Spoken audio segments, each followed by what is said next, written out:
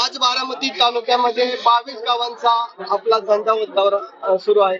72 गाव आणि 72 सभा असं तुमचं नियोजन आहे. काय सांगाल त्याची? काल 26 गावं झाली, आज 25 गावं आहेत. इथं असणारे जे कार्यकर्ते पवार साहेबांच्या बाजूने लढायला तयार आहेत, त्यांनी विनंती केली होती की गावात येऊन आमच्याशी थोडेसे संवाद साधावा, लोकांना आपल्याला भेटायचंय, साहेबांचं काय म्हणणं आहे कुठे ते ऐकून घ्यायचंय.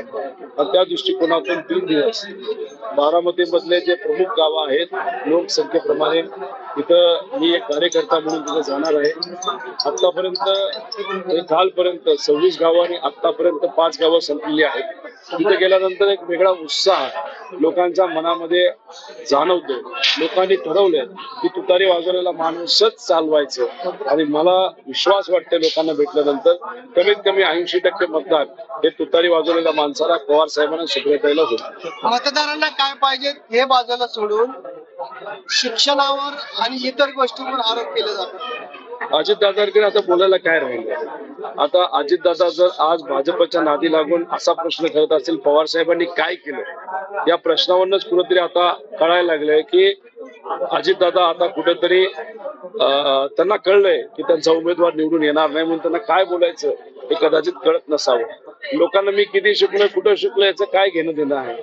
ठीक आहे, मी बारामतीत शिकलो, त्यानंतर मी काही काळ वालचंद नगरला गेलो, परत मी बारामतीत आलो, नंतर मुंबईला गेलो. मी ग्रॅज्युएट आहे, मला डबल ग्रॅज्युएट व्हायचं होतं, पण ते होता आलं नाही. का? कारण का माझ्या वडिलांनी एक व्यवसाय चालू केला, त्यात अडचणी आल्या होत्या. मग मी निर्णय घेतला की माझं हित न जोपासता माझे वडील जर अडचणीत असेल तर वडिलांबरोबर उभं राहणं ही आपली परंपरा आहे, म्हणून मी वडिलांबरोबर तिथे राहिलो.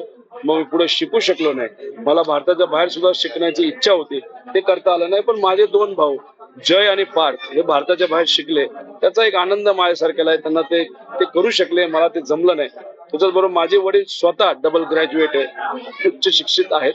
आणि हे जे काही विषय चाललाय की कोण किती शिकलं, कितीही शिकलं असलं तरी जर विचारच आपल्याला जपता आले नाही तर त्या शिक्षणाचा आपण काय करताय. मी कमी शिकलो असलो तरी मी विचार जपत आहे आणि विचाराची साथ आणि लोकांची साथ सोडली नाही. एवढी शिकवण तरी माझ्या आजी आजोबांनी आई वडिलांनी मला दिली आणि तीच जपण्याची जबाबदारी माझ्यासारख्या कार्यकर्त्याची आहे.